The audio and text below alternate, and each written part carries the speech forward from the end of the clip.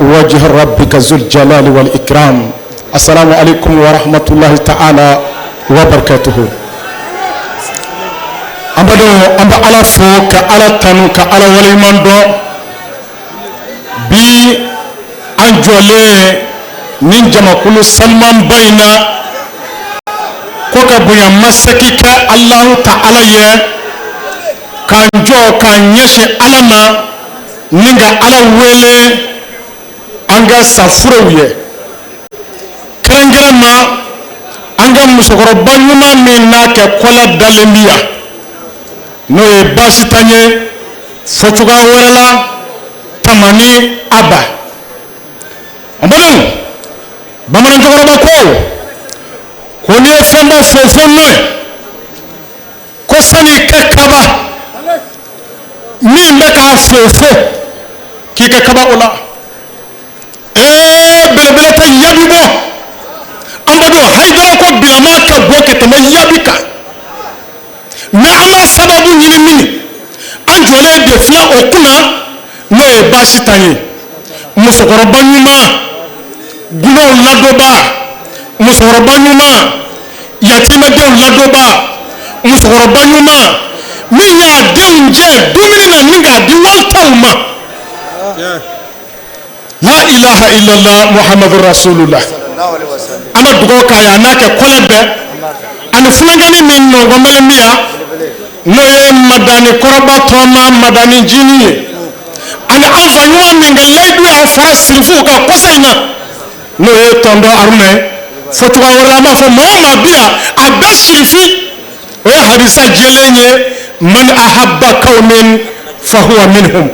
mama e silfu kanu ikanu doyo ba fa zaya ni ayebe jamu wala no to silfi jamu uka kanu anu kan mifa ode uka silfi ode udaya ko kuma sumaleno amba bo kuma na ni tokoroba nyuma folie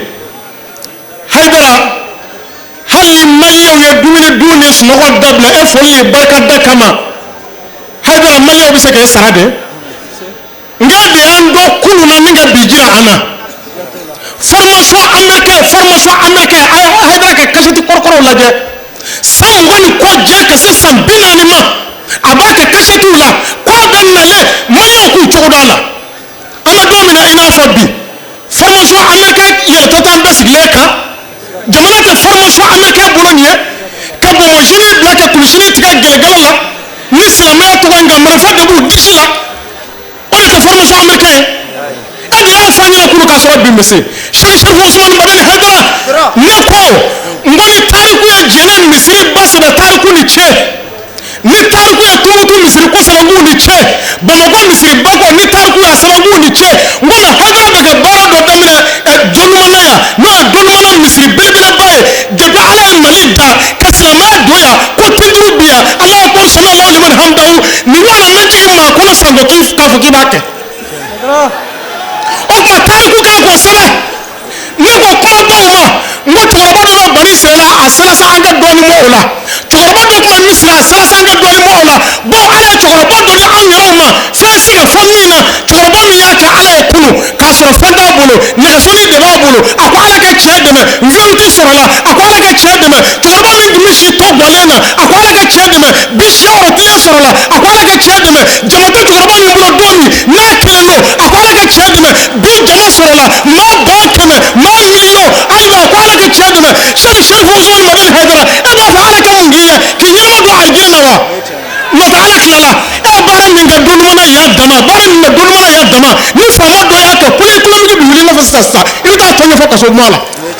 ni ti ko kala do ya ke kule kule mi bi wuli na sasa ida ta ya to anya fa tribunal la na Cherifenne Ousmane Madani Haidara Dognoumana kote sibani ngoma kote la ilaha illallah muhammadur rasulullah ko wati bana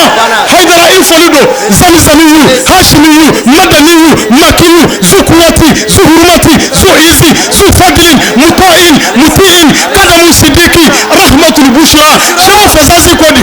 hawakuhu la majidin liliwara wa jalalati hawakuhu la majidin liliwara wa jalalati